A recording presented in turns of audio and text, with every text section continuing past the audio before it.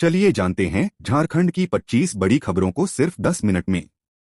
पर अभी तक आपने इस चैनल को सब्सक्राइब नहीं किया है तो सब्सक्राइब कर दें।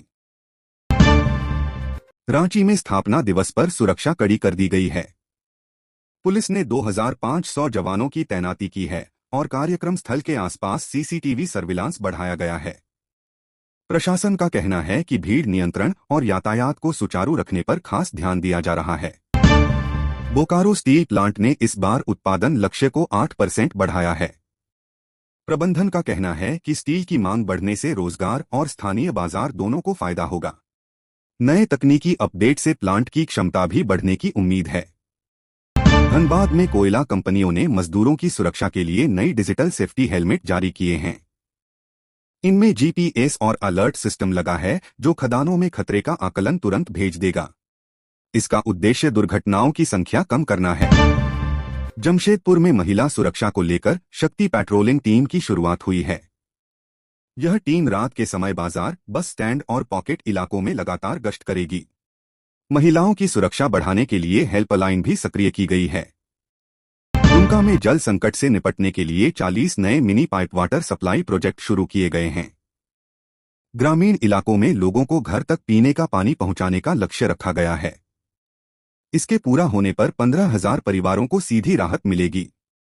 गढ़वा में किसानों के लिए मिट्टी परीक्षण केंद्र की स्थापना की गई है। यहां किसानों को मिट्टी की उर्वरता, बीज चुनाव और उर्वरक सलाह मुफ्त में दी जाएगी। इससे उपज बढ़ाने और खेती का खर्च कम करने का लक्ष्य है। लोहरदगा में युवाओं के लिए रोजगार प्रशिक्षण शिविर चलाया जा रहा है। आईटी, मशीन ऑपरेशन और बैंकिंग सर्विसेज में युवाओं को ट्रेनिंग देकर कंपनियों से सीधे जोड़ने की योजना है। शिविर में अब तक 800 युवाओं ने रजिस्ट्रेशन कराया है। हजारीबाग मेडिकल कॉलेज में 100 नए बेड की सुविधा शुरू की गई है। इससे मरीजों को एडमिशन और इलाज में तेजी मिलेगी। अस्पताल प्रबंधन का कहना है कि हर विभाग में नए डॉक्टरों की भर्ती भी की जा रही है। रामगढ़ में पुलिस ने अवैध शराब पर बड़ी कार्रवाई करते हुए 2000 लीटर से अधिक देसी शराब जब्त की है। इस अभियान को त्योहारी सीजन में और सख्ती से चलाया जाएगा। गोड्डा में सौर ऊर्जा से चलने वाली स्ट्रीट लाइटें लगाई जा रही हैं। इस परियोजना का लक्ष्य गांवों की सड़कों पर रात में रोशनी बढ़ाना और बिजली खर्च को कम करना है। पलामू में सड़क मरम्मत कार्य तेज हुआ है। जिले की 20 प्रमुख ग्रामीण सड़कों को दिसंबर तक पूरा करने का लक्ष्य रखा गया है। इससे गांवों का बाजार तक आवागमन आसान होगा।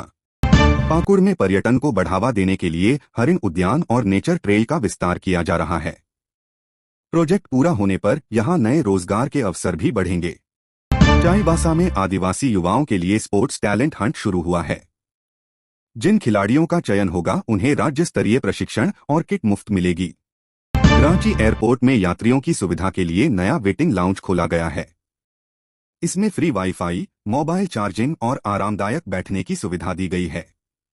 गिरिडीह में बिजली विभाग ने पुराने खंभों और तारों को बदलने का काम शुरू कर दिया है। इससे गांवों में बिजली कटौती और फाल्ट की समस्या कम होगी। साहिबगंज में गंगा नदी पर चल रही जलमार्ग परियोजना तेजी से आगे बढ़ रही है। इसके पूरा होने पर इस जिले से माल ढुलाई में 40% तक की कमी आएगी। देवघर में शिवगंगा तालाब की सफाई और सौंदर्यीकरण कार्य शुरू हुआ है। तीर्थयात्रियों और पर्यटकों के लिए नए वॉकवे और लाइटिंग भी लगाई जाएगी। कोडरमा में अवैध खनन पर रोक लगाने के लिए ड्रोन सर्विलांस शुरू किया गया है। प्रशासन का कहना है कि यह तकनीक अवैध गतिविधियों को पकड़ने में कारगर साबित होगी। मधुपुर में महिलाओं के लिए सिलाई कढ़ाई प्रशिक्षण केंद्र खोला गया है। यहां 3 महीने का कोर्स पूरा करने पर महिलाओं को सर्टिफिकेट और मशीन खरीद पर छूट मिलेगी। चतरा में स्वास्थ्य विभाग ने मलेरिया रोकथाम अभियान चलाया है। गांव-गांव मेडिकल टीम भेजी जा रही है और दवाइयां मुफ्त बांटी जा रही हैं। सिमडेगा के स्कूलों में पोषण योजना के तहत बच्चों को आयरन और कैल्शियम सप्लीमेंट दिए जा रहे हैं। इससे कुपोषण कम करने का लक्ष्य है। रांची में ट्रैफिक पुलिस ने हेलमेट चेकिंग अभियान तेज किया है। इसके लिए 15 टीमें बनाई गई हैं जो शहर के मुख्य सर्किलों पर तैनात रहेंगी। बोकारो जिला प्रशासन ने ठंड बढ़ने के चलते रात में अलाव की व्यवस्था शुरू कर दी है। रेलवे स्टेशन और बाजार इलाकों में अलाव जलाकर लोगों को राहत दी जा रही है। जामताड़ा में साइबर फ्रॉड रोकने के लिए डिजिटल जागरूकता अभियान शुरू हुआ है। लोगों को फर्जी कॉल, ओटीपी स्कैम और ऑनलाइन धोखाधड़ी से बचने के तरीकों के बारे में बताया जा रहा है।